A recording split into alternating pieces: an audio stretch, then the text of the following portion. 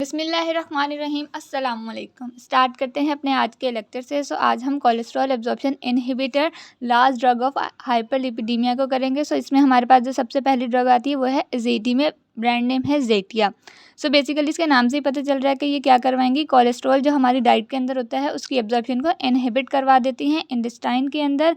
इसका इंट्रोडक्शन पढ़ते हैं। सबसे पहले ये काम क्या करती हैं, lower LDL level by blocking the dietary cholesterol absorption. जो डाइट के अंदर कोलेस्ट्रॉल है उसकी एब्जॉर्प्शन को ये इनहिबिट करवा देंगी या ब्लॉक करवा देंगी। इनका मेन मैकेनिज्म यही है, ये इसी मैकेनिज्म के थ्रू काम करती हैं।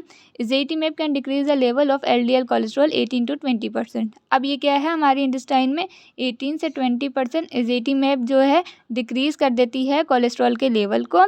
इसके अलावा हमारे पास जो नॉर्मल लेवल है कोलेस्ट्रॉल का वो होता है 100 मिलीग्राम पर डेसीलीटर से कम होता है, मतलब इसका अमाउंट लेस होता है।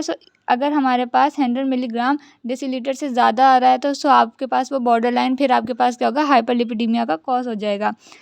सम patients have a hypersensitivity, so if patient have genetic disorder hypercholesterolaemia. इसमें क्या होता है कि बॉडी कॉन्स्टेंटली मेक करती है कोलेस्ट्रॉल को। जिन पेशेंट्स के अंदर ये जेनेटिक डिसऑर्डर होता है वो भी क्या होते हैं, हाइपरलिपिडीमिया के पेशेंट्स होते हैं।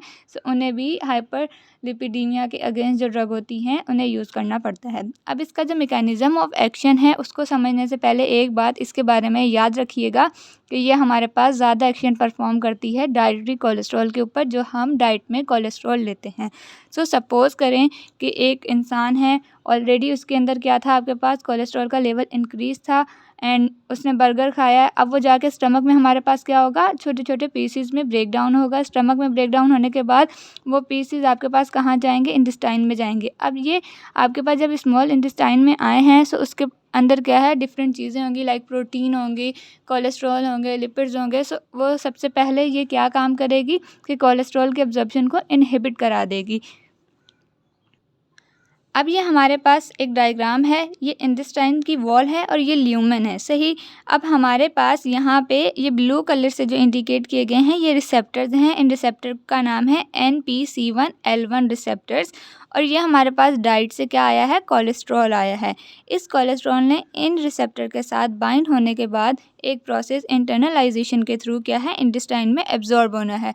जब ये इंटेस्टाइन में ऐसे करके एब्जॉर्ब होगा आपके पास कोलेस्ट्रॉल यहाँ पे बाइंड करने के बाद, एज़ेटिमेब क्या काम करेगी, अब वो इन रिसेप्टर्स को यहाँ पर अटैच होने के बाद ब्लॉक कर देगी। तो यहाँ पे क्या होगा, आपके पास ये कोलेस्ट्रॉल की बाइंडिंग नहीं होगी और इसकी एब्जॉर्प्शन नहीं होगी। जब कोलेस्ट्रॉल इन रिसेप्टर्स के साथ बाइंड करता है, आपके पास AP2 एडेप्टर प्रोटीन 2 और क्लैथरीन क्या करते हैं, कोलेस्ट्रॉल की इंटरनलाइजेशन करवा देते हैं, क्योंकि यहाँ पे ये कॉम्प्लेक्स की फॉर्मेशन हो जाती है। अब इसके मैकेनिज्म को कुछ पॉइंट्स की फॉर्म में देख लेते हैं।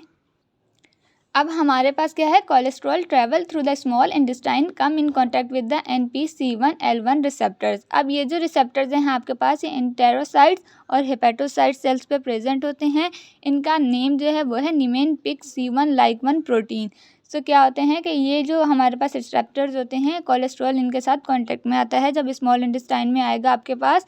These receptor cause the dietary absorption of cholesterol. क्या हो जाएगा कि ये कोलेस्ट्रॉल की एब्जॉर्प्शन कॉज करवाते हैं in normal conditions. These receptors pull the cholesterol to absorb in the intestine. अब क्या है, जब कोलेस्ट्रॉल इन रिसेप्टर्स के साथ बाइंड करेगा तो आपके पास कॉम्प्लेक्स की फॉर्मेशन हो जाएगी और ये कॉम्प्लेक्स क्या होगा, इंटरनलाइज हो जाएगा और कोलेस्ट्रॉल एब्जॉर्ब हो जाएगा। लेकिन अब क्योंकि हाइपरलिपिडीमिया का पेशेंट है और हमने उसे ज़ेटिया दी है, ज़ेटिया ब्लॉक द रिसेप्टर्स, इन्हें ब्लॉक कर देंगे, decrease the cholesterol absorption and ultimately decrease the LDL level. क्या हो जाएगा, इनको इनहिबिट कर देंगे, रिसेप्टर्स को, कोलेस्ट्रॉल की एब्जॉर्प्शन को इनहिबिट कर देंगे आपके पास, और क्या हो जाएगा, डिक्रीज हो जाएगा level of LDL। Therapeutic use क्या है आपके पास एज़ेटिमेब का, use to treat the hyperlipidemia, familiar hypercholesterolemia. ये क्या है आपके पास, जो family to family pass down होता है उसे कहते हैं ऐसे hypercholesterolemia. Use to reduce the level of LDL cholesterol. अब फार्माकोकाइनेटिक आपके पास क्या है, एब्जॉर्प्शन क्या है, इनकी रैपिड होती है, ओरली एडमिनिस्ट्रेट किए जाते हैं, मेटाबोलाइज बाय ग्लूकोरोनॉइड कॉन्जुगेट। हमारे पास ये क्या है कि एज़ेटिमेब हमारे पास एक्टिव फॉर्म में चेंज होती है ग्लूकोरोनॉइड, और इसकी एक्सक्रीशन कैसी है, बाइलरी और रीनल एक्सक्रीशन होती है आपके पास। जब हम इसे ओरली एडमिनिस्टर करते हैं तो इसके बारे में याद रखिएगा कि एज़ेटिमेब की हमारे पास जो डोज़ है वो है 10 mg स्टैंडर्ड डोज़ होती है एज़ेटिमेब की, और इसे ओरली एडमिनिस्टर्ड किया जाता है। अब साइड इफ़ेक्ट के बारे में बात कर लेते हैं। तो एक बात याद रखिएगा कि एज़ेटिमेब ऐसी ड्रग है हमारे पास जिसके कोई बहुत ज़्यादा एडवर्स इफ़ेक्ट नहीं आते, लेकिन साइड इफ़ेक्ट आते हैं जो कि अच्छे भी होते हैं। हमारे पास साइड इफ़ेक्ट में है नौज़िया, डायरिया और फटीग हो जाती है। लेकिन जब हम इन्हें स्टैटिन्स के साथ देते हैं, यानी जब हम इन्हें स्टैटिन्स की थेरेपी के साथ देते हैं, तो हमारे पास आपको पता है स्टैटिन्स रेब्डोमाइलोसिस कॉज करवा देता है, मायोपैथी है, आपके पास हेपेटोटॉक्सिसिटी होती है इनकी वजह से। जब हम इन्हें स्टैटिन्स के साथ देते हैं तो हमारे पास क्या होता है, एडवर्स अफेक्ट के चांसेस इंक्रीज़ हो जाते हैं। लेकिन अलोन अगर एज़ेटिमेब को दिया जाए तो ये एक वेल टॉलरेटेड ड्रग होती है और इसके एडवर्स अफेक्ट कम होते हैं। ये लास्ट ड्रग थी हाइपरलिपिडीमिया की, और यहाँ पर हमारा लेक्चर ख़त्म होता है। Thank you. अल्लाह हाफ़िज़। Subscribe my channel, share the link.